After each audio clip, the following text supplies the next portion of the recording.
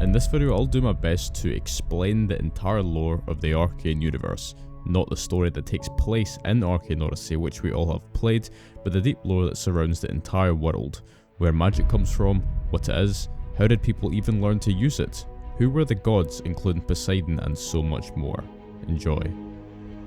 Before there was Earth, there was the universe. The Big Bang gave birth to billions of galaxies, stars and planets. But in this universe, it also gave birth to magic. Magic is a byproduct of what's called chaos energy, which is distributed in various amounts throughout the universe. Chaos energy is sentient in some ways and is strongly attracted to evil beings and can be manifested through thought.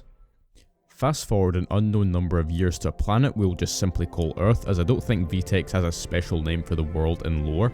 Anyways, Earth is where all the Arcane series games took place, from online battles to Arcane Adventures to World of Magic to Arcane Odyssey. On Earth, the furthest back period in the lore is known as the War Ages, spanning from WA0 to WA999. This period lasted exactly 1000 years, and during this time people knew nothing of the existence of magic or chaos energy and just lived their lives as naturally as we did thousands of years ago. But the year after WA999 is called Y1, where Y basically just means year, and they chose it because that was the year magic was discovered, being the first year of recorded human history. Magic was apparently discovered by an old monk in a town called Ian's Cross, and his teachings spread like wildfire. As it turns out, this old monk was actually the god Prometheus in disguise, and his goal was to become the god who ruled over all the other gods. He wanted to achieve this by teaching people the usefulness of magic and then informing them that burning the precious red stone known as Aurum would increase their magic power. However, unbeknownst to the people, this also made Prometheus stronger, and the more people burned this stone to gain powers themselves, the stronger Prometheus became. Finally, Prometheus achieved his goal by killing Zeus and becoming the ruler over all the gods. 50 years later, in Y50, people continued to search the world for Aurum to increase their power, and some of them found large quantities of it in huge temples and dungeons.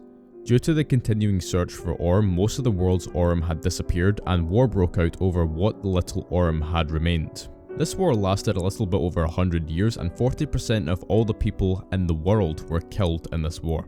During this time, the strongest human mage in the world, known as Arthur the Cursebeard, who was even stronger than the god Prometheus at the time, knew that Prometheus was keeping the true power of magic from the people. So he invaded Mount Olympus and forced Prometheus with his overwhelming strength to create the sea curses, which we learn about in Arcane Odyssey.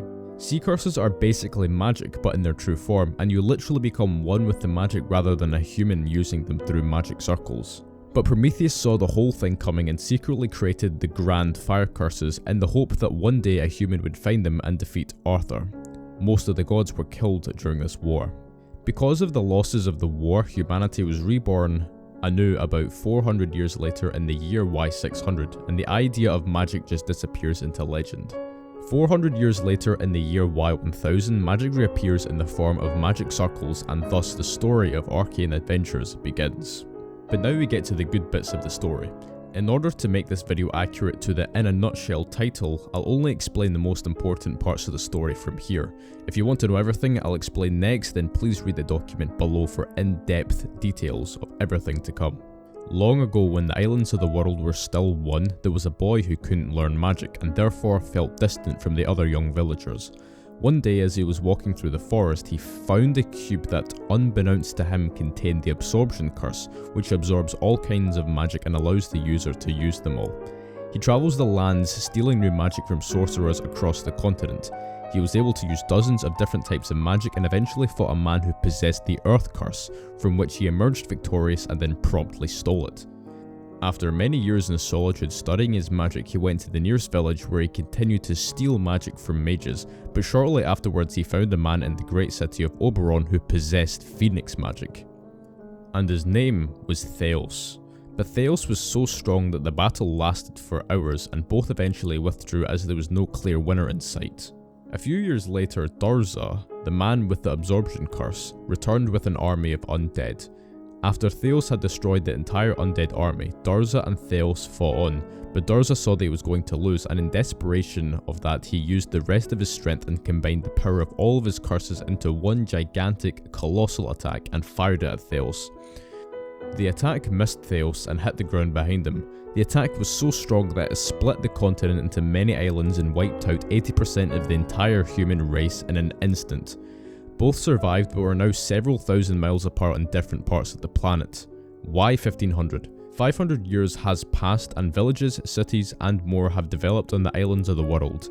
The attack filled the air and sea with magical pollution and caused massive tsunamis, huge storms, snow in hot places and other anomalies that make zero sense. Theos now sails the seas with his giant ship and followers in search of Darza to find and kill him. Darza has rebuilt his undead army with the corpses of people he killed long ago in his great attack. This was when the player that you play as in Arcane Adventures meets Theos. After Theos realised that the player had great potential, he explained Darza's backstory to him and asked him to help him in his quest to find and kill Darza. Theos said he was going to ask Arthur the Cursebeard, the man who had killed Prometheus previously, to help him kill Darza too.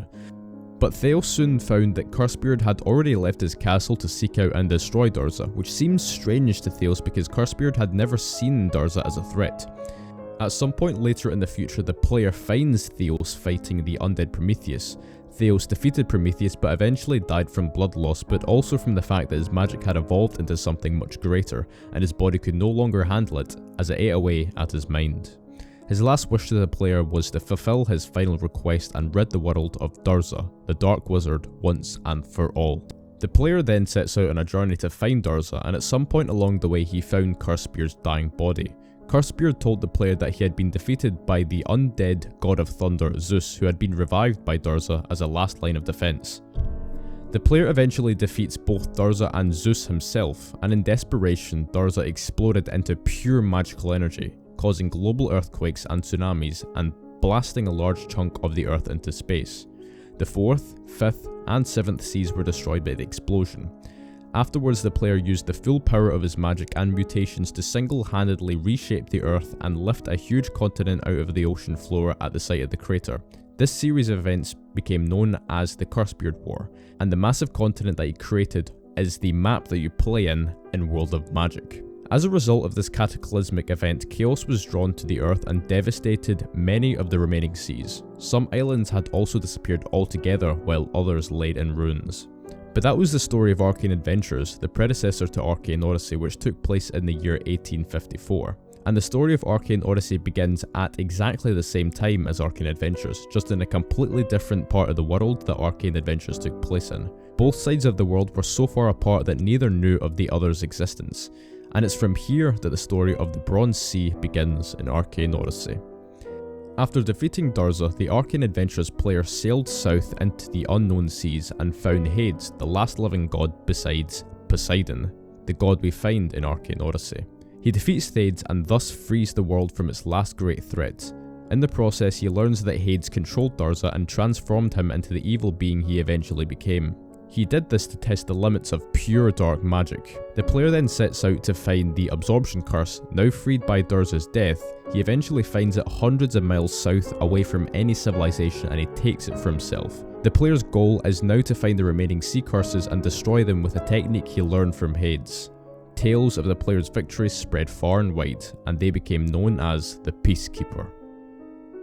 This concludes the relevant parts of the lore that are somewhat important if you're interested in learning it. However, there is some more in the lore, but I'd recommend not reading it as it's technically a spoiler as none of it has actually happened yet. But yeah, I hope you learned something from this. If you did, then hit the like button and comment down below what you think, and if you enjoy my Arcane Odyssey content, then consider subscribing for more in the future. This has been Aimsell, and I'll see you later.